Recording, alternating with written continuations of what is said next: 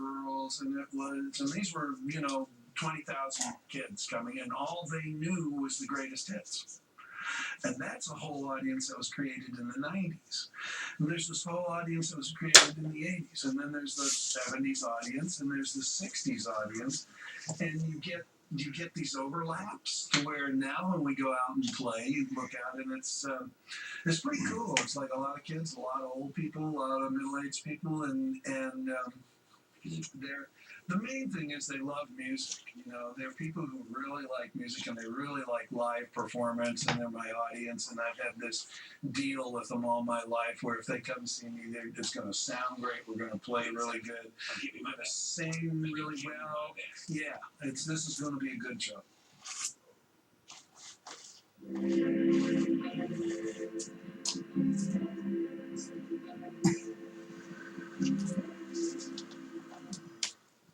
The Hungarian film Son of Saul debuted this year at the Cannes Film Festival and prize. This week it was nominated for an Oscar for Best Foreign Film.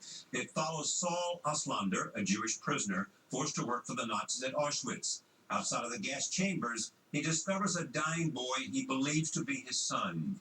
It is a film the Washington Post described as unbearably brilliant. The film's director is Laszlo Nemes. Saul is played by Giza Rohrig.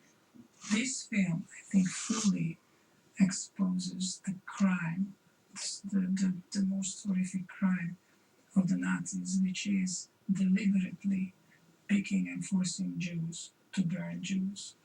In other words, the system was working as like this. How can the most Jews to be murdered by the least amount of Germans being involved? And so they, besides of killing them, they also took their soul, their innocence away, because again they forced them to be assisting into the extermination process. And that's to me the most diabolic aspect of Nazism, that to make Cain out of Abel. It's an important step in our vision of the Holocaust. I don't know whether now we're ready for that kind of new vision, but I think that we might be ready not to forget the theatrical versions of the Holocaust and remember the horror. Yeah, but my film is not about. I mean, my film never shows the horror in an open way. It's always very restricted to the main character. It's very narrow in its focus.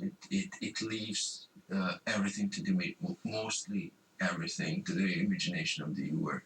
So I think in the way that this film relies on the viewer, and it is, I think, is an innovation, because now the viewer has to go through the journey of this film, and it becomes personal because the imagination is at work.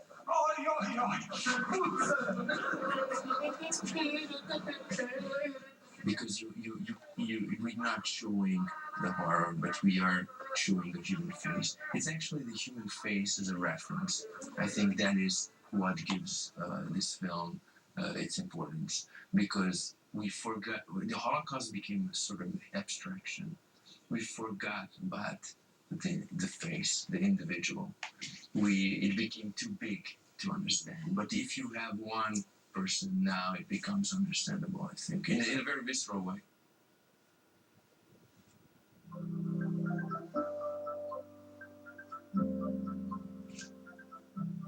The Revenant is having a big week in the entertainment world. The survival tale set on the American frontier has just been nominated for 12 Oscars.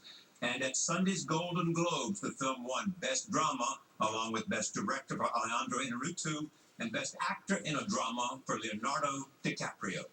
Hugh Glass was an interesting story for all of us. It's sort of a campfire legend that represents the iconic American frontiersman and man's struggle against nature, and I think his ability to also conquer nature as well. So it's been told from generation to generation, but it's a very interesting time period. First off, you have this Oregon territory, which was very much like the Amazon, and you had the first sort of capitalistic move out west to extract the natural resources, and you have the clash of the indigenous populations with French and English fur trappers.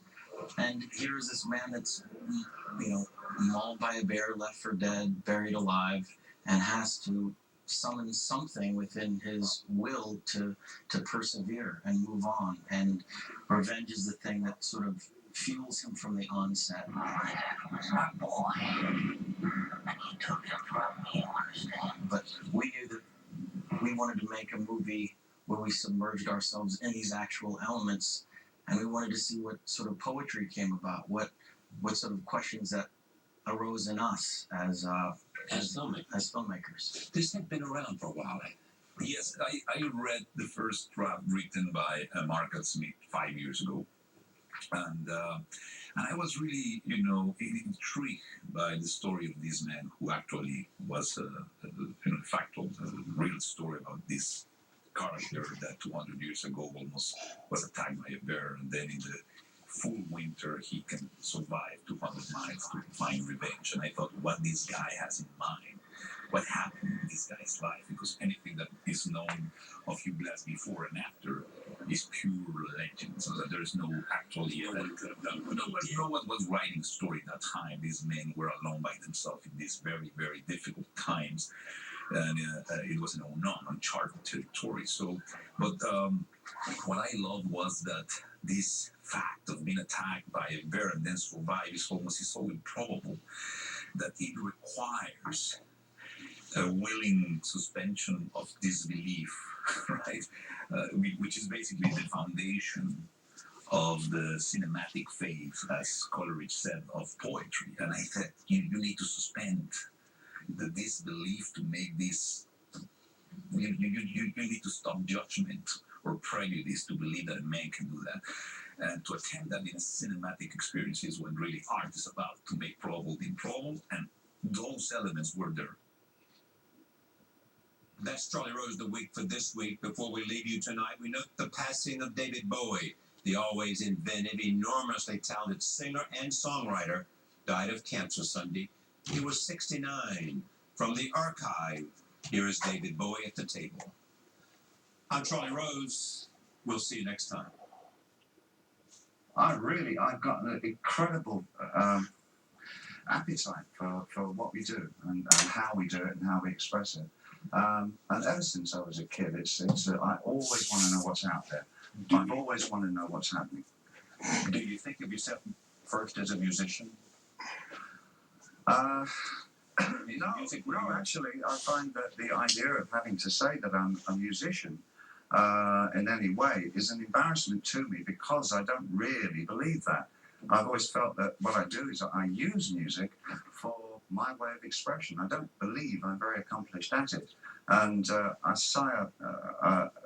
give a little sigh of relief every time that I come up with something which sounds whole and complete and sort of functions as a piece of music. I'm sort of, fortunately, it does seem to be there all the time. I never seem to go dry when it comes to writing music, but I don't feel like a musician. Because you don't feel that you have that talent? Because probably I don't really take myself seriously enough as a musician at all. I'm far too interested, probably too interested for my own good, but I'm far more interested in the blending of different things. And I just can't, I have the attention span of a grasshopper, which means that it's very difficult for me to become a craftsman. What is it you think you do best? You know what? I think I would love to have been. I would love to have been like Sting, and been a teacher. I really would have liked to have done that. What really sort of gets me off is to be able to introduce people to new things. I love the feeling of introducing a new subject or something, especially to younger people, that maybe excites them and gets them going on something, and it influences them to do something, opening up some kind of world. I love taking people to art galleries and really corny things like that. I love going to museums with them as well. And it's a joy that I've always had with my son, especially. It's been just terrific to be able to do that. Take him to the theatre 1 week maybe, and then take him to a dance club or a rock show, and then an art museum, and all these different things. And it's just great to see how somebody else takes these same influences and puts them together their own way. Because I remember when people did that for me, I always felt it was a gift when anybody took me anywhere and or showed me a new way of doing things. I always felt that was the greatest gift that they could give to me, and I love doing that back.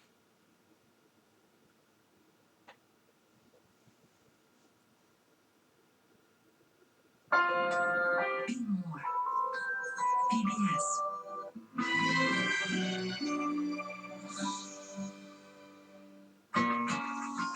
Some battles are not worth fighting. You know what we all doing here? It's in the soul, feel such things. Cold-blooded savages, but weak to watch without speed. Not everyone was made for this. Oh, what mercy sadness brings. Do what we have to. It comes out of doing what's right. Tonight at 9 on Arizona PBS. Support for aid comes from viewers like you and from. Ever think about opening up your home to a child? You can make a difference by becoming a foster parent through Family Service Agency.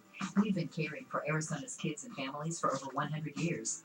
Details on becoming a foster parent at 602-264-9891.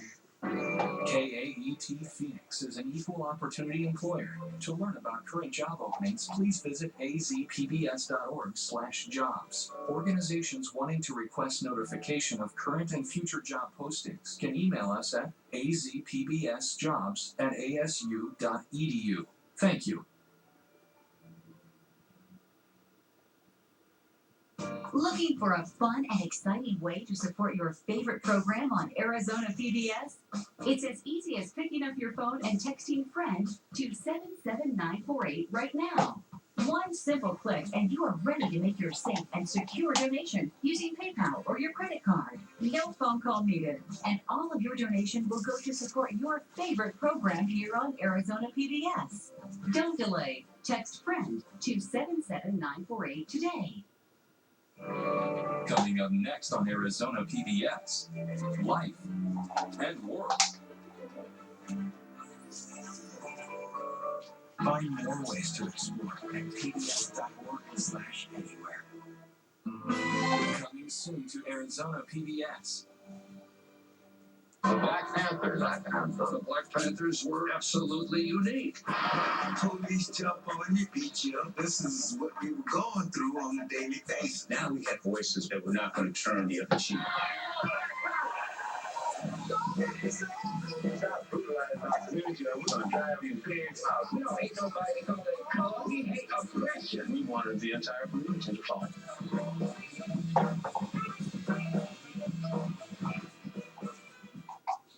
Support for aid comes from viewers like you and from. Whitfield Nursery, proud to support Arizona PBS, a Valley tradition since 1946. Over 200 acres of Arizona-grown trees, citrus, and palms. Complete custom design and installation. And Whitfield Nursery still does the digging. WhitfieldNursery.com. The Persian Room. Travel to another world, to a land of exotic aromas and period decor for a fine dining experience. The Persian Room in North Scottsdale on Scottsdale Road, 1 light north of Frank Lloyd Wright Boulevard. Gourmet exotic cuisine at its best.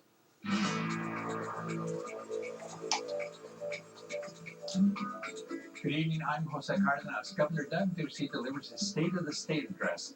We'll have analysis of his speech. Plus, learn about a new program providing grief support to Spanish-speaking children and families. All this coming up next on Horizonte.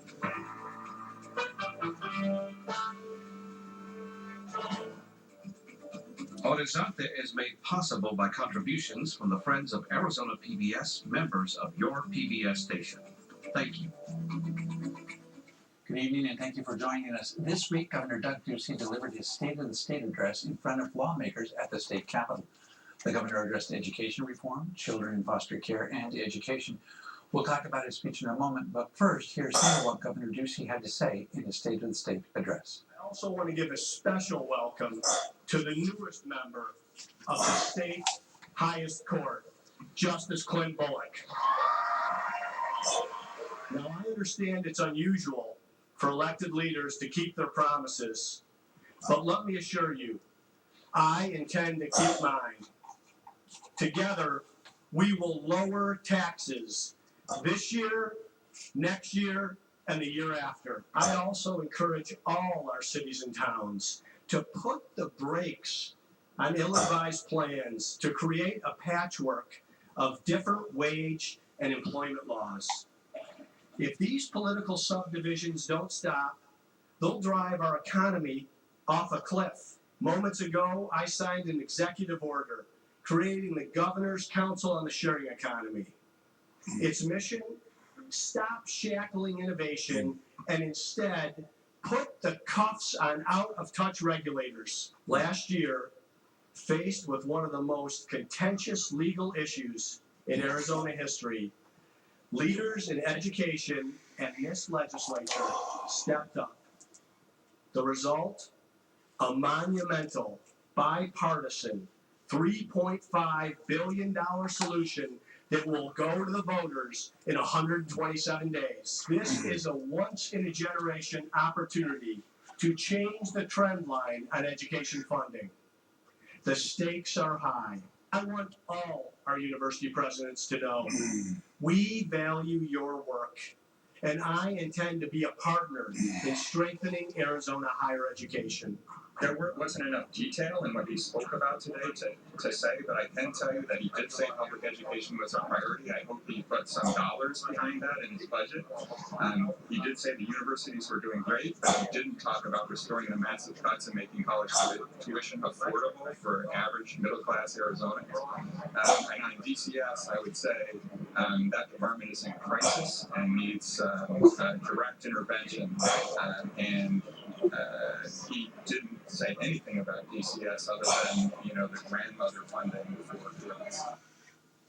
Joining me now to talk about the speech is Josh Zaragoza, Political Director for Competitive Arizona. Josh was also the former Chief of Staff for Phoenix City Councilwoman Laura Pastor. And Lea Marquez Peterson, President and CEO of the Tucson Hispanic Chamber of Commerce. Thank you both for joining us this evening. I should also mention that in addition to your specific jobs that you both have, Josh, you've been active in Democratic politics, and Lea, you've been active in Republican politics. Let's just start off with your overall impressions of the governor's State of the State speech, and then we'll dig into some of the details later. Oh, certainly. I had the opportunity of hearing